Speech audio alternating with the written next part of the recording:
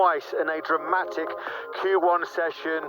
He didn't come through, nor did his Repsol Honda teammate Pol Espargaro. A late crash and drama as well for Juan Mir. A wonderful Indonesia. Well, that's an understatement. Incredible, special Saturday afternoon so far. And the fight for the first MotoGP pole position here since 1997 is about to get underway.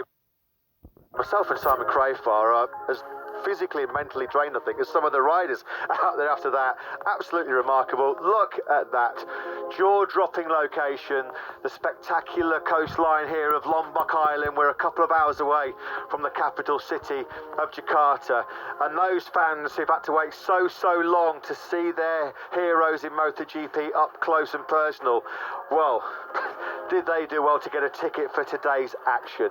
Incredible, unbelievable. You run out of superlatives to describe the Q1 session we've just seen.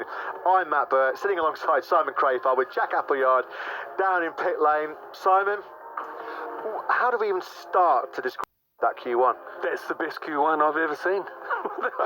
I really enjoyed it. You know, normally I'm waiting for the Q2 action. That was fantastic. We had so many of the big hitters in there that didn't make it through. And one thing I got to take from Q1 is the Honda's not quite working. They're struggling to hook it up, you know, getting the rear tyre hooked up. But Mark is still struggling with what he's said so far on the new Honda, and that is front feel. And the other thing that jumps out is really obvious: 4 Ducatis make it through. The Ducati is working here. Incredible. So we'll try and regain our composure as the riders try and gather their thoughts ahead of what promises to be a dramatic Q2 session. Coming up, the world champion Fabio Quartararo with his teammate Franco Morbidelli, who just topped FP4, Johann Zarco, Jorge Martin, Qatar winner Enea Bastianini, Jack Miller, Aleix Espargaro, Brad Binder, Miguel Oliveira and Alex Rins, who had a very dramatic fireball moment in FP4, joined in this qualifying session by Pecco Bagnaia, and the brilliant Fabio Di Giannantonio. Take nothing away from him. We have no Marc Marquez, no Pol Espargaro, no Juan Mir. Let's quickly pop back down to Jack Appleyard before this much anticipated Q2 session gets underway. They'll be relieved. Pecco Bagnaia coming safely through what was an unbelievably dramatic Q1. Jack, down to you guys. Thanks, Matt. Paolo, an incredible 6 Ducatis now in Q2 after the efforts of Pecco and Fabio. You're in a great position for tomorrow afternoon's race. Yes, you're right. We know that Pecco had also the pace yesterday. Unfortunately, during his time attack, 2 yellow flags, he had to abort 2 of his fast laps.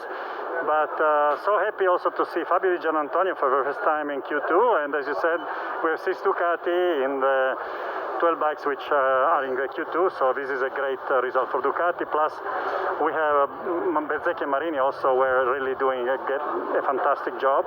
So I think we are in a good position for tomorrow's race. We've seen a Ducati front row lockout before. Do you think we could see a Ducati front 2 row lockout?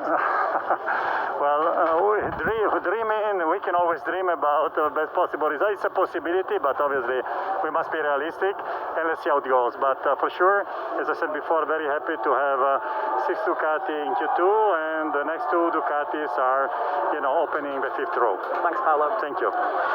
Thanks, Jack. Thanks to Paolo Ciabatti. The way it's gone so far today, with all the drama we've seen in MotoGP, it wouldn't even be a shock if there were 6 Ducatis looking out the first 2 rows. The Honda fan club, the Marc Marquez fan club, well, they've been treated to a pretty spectacular show from the 8 times world champion, but he's not coming into this second qualifying session. 2 crashes in Q1 for Marc Marquez. The Indonesian fans loving MotoGP. We're loving MotoGP so far in 2022, and what lies in store in this 15-minute Q2 session? I'm excited, Matt, because we just saw, and like the interview with Jack explained, the Ducatis we're seeing on screen here are working here. You know, the first 4 positions in Q1 with Ducatis are. The thing that I really want to know is how well is the KTM working, because I've got a feeling from yesterday, you know, a low grip, for whatever reason, they work. And Binder pulls out some magic in these situations.